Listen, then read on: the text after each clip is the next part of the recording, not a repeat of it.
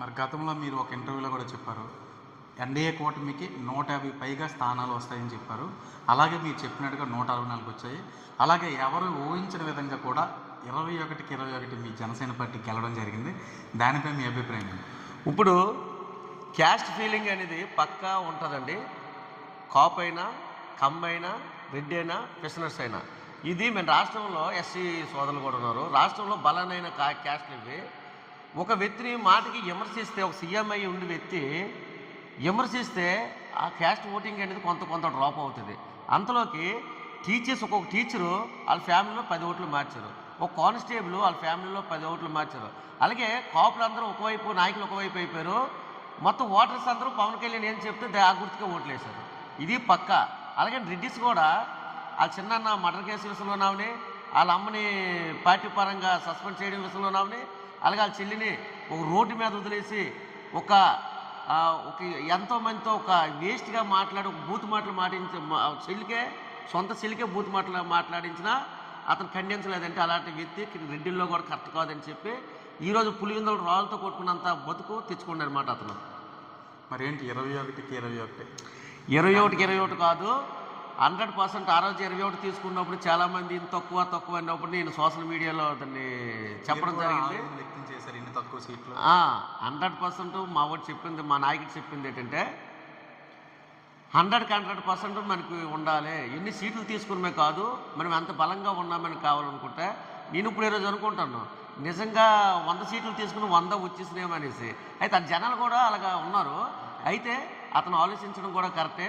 ఒక సీటుతో ఒకే 100 సీట్లకి అడగడం కూడా కరెక్ట్ కాదు. మన రాష్ట్ర భవిష్యత్తు దృష్టిలో పెట్టుకోవాలి, చదువుకున్న వాళ్ళు ఎంప్లాయ్మెంట్ దృష్టిలో పెట్టుకోవాలి, ఈ రాష్ట్రం అప్పుల్లో ఉంది, దీన్ని ఎలా తీర్చేయాలో దృష్టిలో పెట్టుకోవాలి. అలాగని చాలా ఉన్న ప్రాబ్లమ్స్ ఎలాగ తీర్చేయాలి. అలాగని 100% చంద్రబాబు నాయుడు మాత్రమే అంత గతంలో 14 సంవత్సరాలు సీఎం చేసి ఉన్నాడు. ఈ అనుభవం కూడా మనకు కావాలి. రాష్ట్రాన్ని ఒక తెలంగాణలాగా దానికంటే ముందు పరిగెట్టించాలంటే చంద్రబాబు, పవన్ కళ్యాణ్ ఇద్దరు నిర్ణయం తీసుకుంది మాత్రమే కరెక్ట్. మరి పవన్ కళ్యాణ్ గారి పాత్ర ఎలా ఉండబోతుంది 5 సంవత్సరాల్లో కూడా? అతన్ని మేము ఉప ముఖ్యమంత్రిలా చూడడం లేదు. మా జన సైనికులకి, రాష్ట్ర ప్రజలందరూ కూడా మాకు సీఎంలాగే కనిపిస్తున్నారు. అలాగే చంద్రబాబు నాయుడు గారు కూడా ఎంతోమంది ఎంతో మాట్లాడినారు. చంద్రబాబు నాయుడు వాడుకొని వదిలేస్తారు, చంద్రబాబు నాయుడు చాలామందిని ఇలాగ వాడుకొని వదిలేస్తాడంటే, ఈరోజు సత్యం ఏంటంటే అతనితో ఈక్వెల్ట్ సచివాలయంలో అతనితో ఫోటో ఇతను కూడా పెట్టమంటారు. అలాగే ఫోటో కాల్ కూడా సీఎం రేస్లో కూడా ఇచ్చారు. నిజంగా చంద్రబాబు నాయుడు కూడా హ్యాట్సాఫ్ చెప్పాలి. మా నాయకుడికి ఎంత గౌరవిస్తుంటే మేము అంత గర్వంగా, ఆనందంగా ఫీల్ అవుతాం. మరి వైఎస్ఆర్సీపీ ప్రభుత్వం కేవలం 11 సీట్లకు మాత్రమే పరిమితమైంది. ఏంటి మరి వైసీపీ అంటే మేము అందరం ఒకప్పుడు చెట్లు ఇప్పుకొని రోడ్ల మీద జెండలు తిప్పుకొని తిరిగేవాళ్ళం. అంటే రాజశేఖర్ రెడ్డి అండ్ రెడ్డి కమ్యూనిటీతో నామని, లేకపోతే 108 విషయంలో నామని, హాస్పిటల్లో కొన్ని ట్రీట్మెంట్లు అవని, గుండె ఆపరేషన్లు అని, ఇలాగ వాళ్ళ నాన్నగారికి అయితే మంచి పేరు ఉంది.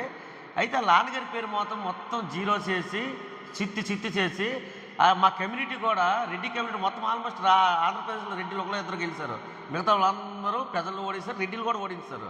కారణం ఏంటంటే సింగిల్గా రాజశేఖర రెడ్డిని చూడొద్దు, మా అమ్మను చూడొద్దు, మా చెల్లిని చూడొద్దు, నా ముఖం చూసి ప్రతి ఒక్క ఎమ్మెల్యేకి ఓటేసి గెలిపించండి. అయితే వీడు చూడడానికి సినిమా హీరో, లేకపోతే ఇంతకుముందు మాకేది రెడ్డి కమ్యూనిటీకి మాకు ఏమైనా సాయం చేసాడా?